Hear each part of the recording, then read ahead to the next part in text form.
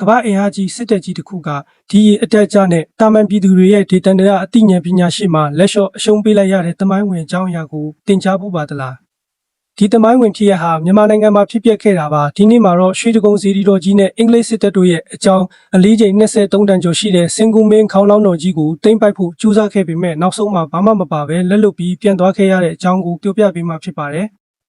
ဉာဏ်ပညာနဲ့တဘာဝကိုပဲအသုံးပြုပြီးခေါင်းလောင်းတော်ကြီးကိုပြန်လည်ဆယ်ယူခဲ့ကြတဲ့တမိုင်းဝင်ဖြစ်စဉ်ကဘယ်လိုလဲဆိုတာဆက်လက်နားဆင်ကြည့်ရအောင်ဗျာ1824ခုနှစ်ပထမအင်္ဂလိပ်မြန်မာစစ်ပွဲအတွင်းနေချက်အင်္ဂလိပ်စစ်တပ်ကရန်ကုန်မြို့ကိုသိမ်းပိုက်လိုက်ချိန်မှာသူတို့ရဲ့မျက်စိကျစရာပထမဆုံးအရာကတော့ရွှေတကုံစီရီတော်ရင်ပြင်ပေါ်မှာခန့်နေစွာရှိနေတဲ့ဂျင်းနီခေါင်းလောင်းတော်ကြီးဖြစ်ပါတယ်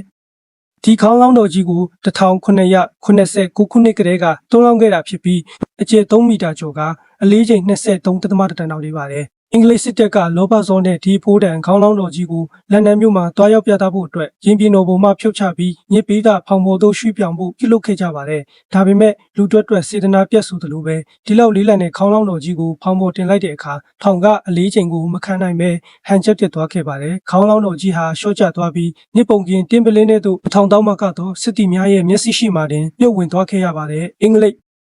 စစ်တပ်ကအင်ဂျင်နီယာများဆက်ရနေရများနဲ့နီလက်မျိုးစုံသုံးပြီး9ရက်တိုင်မစုံမနစ်ဆွဲတင်ခဲ့ပေမဲ့1မီလီမီတာများတောင်မလုပ်ခဲ့ပါဘူးနောက်ဆုံးမှာတော့လက်လျှော့ပြီးခေါင်းလောင်းတော်ကြီးကိုဒီတိုင်းပစ်ထားခဲ့ရပါတော့တယ်အားလုံးလက်လျှော့လိုက်ရတဲ့အချိန်မှာဆရာတော်ကြီးများနဲ့ဒေသခံပြည်သူတစုကအင်္ဂလိပ်စစ်ဗိုလ်ထံတွားရောက်ဆွေးနွေးခဲ့ပါတယ်ဒီခေါင်းလောင်းတော်ကြီးကိုသူတို့ဘာသာပြန်လဲဆယ်ယူခွင့်ပြုဖို့တောင်းဆိုခဲ့ကြတာပါထိုစဉ်ကနိုင်ငံခြားစစ်တပ်ကတော့ကမ္ဘာအဆင့်မီဆက်ရနေရတွေတောင်မတက်နိုင်တာဒီလိုတာမန်ပြည်သူတွေဘာလုပ်နိုင်မှာလဲဆိုပြီးစိတ်ခဲကနေလောင်ပြုံးနေခဲ့ကြပါတယ်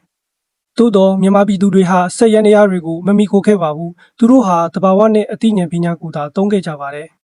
ပြည်သူတွေဟာရေထဲသို့ငုတ်ရှိုးကခေါင်းလောင်းတော်ကြီးကိုတစ်လုံးများဗဟိုပြုထားသည့်ဝါဖောင်မြောင်များနဲ့ကြိုးချီပြီးတွဲဆက်ခဲ့ကြပါတယ်ဒီအလုပ်ကိုရင်းနှဲချိန်ဒီရေအတက်ကြအနှိမ့်ဆုံးအချိန်မှာစနစ်တကျလှုပ်ဆောင်ခဲ့ကြတာပါရေပြန်တက်လာတဲ့အခါမှာတော့တဘာဝတရားကကူညီပါတော့တယ်တဖြည်းဖြည်းမြင့်တက်လာတဲ့ရေစီးကြောင်းကကြီးမားလာတဲ့ပင်တင်အားကိုဖန်တီးပေးခဲ့ပြီးဝါဖောင်များကိုရေပေါ်သို့တဖြည်းဖြည်းလွင့်တက်စေခဲ့ပါတယ်ထိုမှတစ်ဆင့်အလေးချိန်23တန်ရှိတဲ့ခေါင်းလောင်းတော်ကြီးကိုမြစ်အောက်ခြေရပ်ပူထဲမှာအံ့ဩဖွယ်ရာကျွတ်ထွက်အောင်ဆွဲတင်ပေးနိုင်ခဲ့ပါတယ်မြန်မာပြည်သူတွေဟာခေါင်းလောင်းတော်ကြီးကိုရွှေတကုံစီရီတော်ရင်ပြင်ပေါ်သို့အောင်မြင်စွာပြန်လည်ပေးဆောင်ပူဇော်နိုင်ခဲ့ကြပြီးဒီနေ့ထက်ထိတိုင်အောင်ရင်ပြင်တော်ပေါ်မှာခန့်ထိန်